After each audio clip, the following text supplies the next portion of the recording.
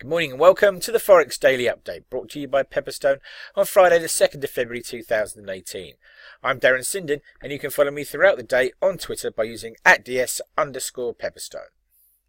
Right, let's take a look at overnight changes and price moves to be aware of. The dollar made some ground overnight, claiming back 0.49% against the Australian dollar and 0.4% against the Kiwi. It also edged higher against the Korean won, the South African rand and the Singaporean dollar.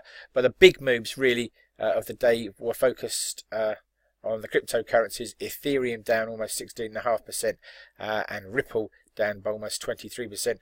The falls come as India is said to be planning a clampdown on the use of cryptocurrencies, and the Japanese authorities raiding the recently hacked CoinCheck exchange. Right, what's on the calendar? Events that may move the markets today. First of all, then, we have UK PMI construction for January out at 9:30 GMT. The construction industry in the UK has been in something of a technical recession of late, so it'll be interesting to see what the PMI data can tell us about the state of play there. At 10 AM, we have producer price index or factory gate inflation data out of the Eurozone. That's for December. Of course, inflation expectations in the Eurozone are helping to drive currency valuations, with the thinking being that higher rates of inflation will encourage the ECB to tighten interest rates and quantitative easing sooner rather than later. Then at 13:30, the meat on the bones, the unemployment situation for January out of the States. Average hours worked, average hours earnings, non-farm payrolls, unemployment data and labour force participation numbers all expected there. The headline consensus figure is for 180,000 new jobs in the States. Of course, that was against a read of 148,000 last time round for December, and that number, of course, was well below expectations. Then at 1500, we will have factory gate orders for the month of December out of the States, and at 1800, the influential Baker Hughes oil rig count will be out.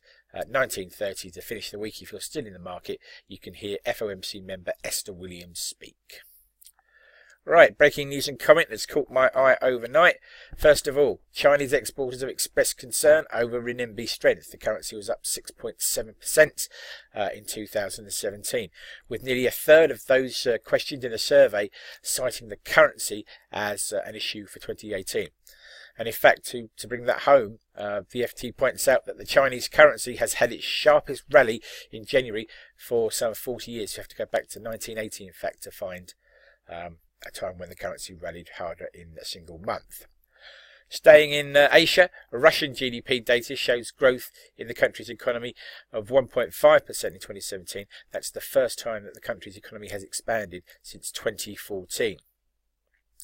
Mexico manufacturers have thrown off concerns over the NAFTA trade talks and reported the highest levels of business confidence in the country for 3 years. Remember, though, that 80% of Mexico's exports go to the USA, so that confidence could be misplaced if the NAFTA talks were to derail. Right, food for thought then, something to take away with you into the trading day. And why not think about this? As we've just said, we will see the January non-farm payrolls data released at 13:30 GMT today, and the US has created millions of jobs since the global financial crisis and recession, with unemployment as of the last data released at an enviable 4.1%.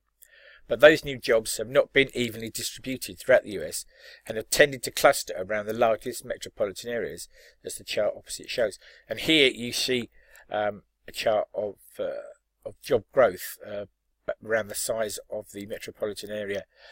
So the orange line, the largest metropolitan areas, grabbing the lion's share of new jobs, and this dotted line is the average for the USA. So you can see a massive outperformance there on the part of the largest cities.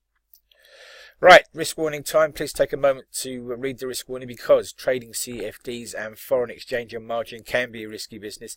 If you're in any doubts about those risks or the suitability of the products for you, then please do contact a Pepperstone account representative.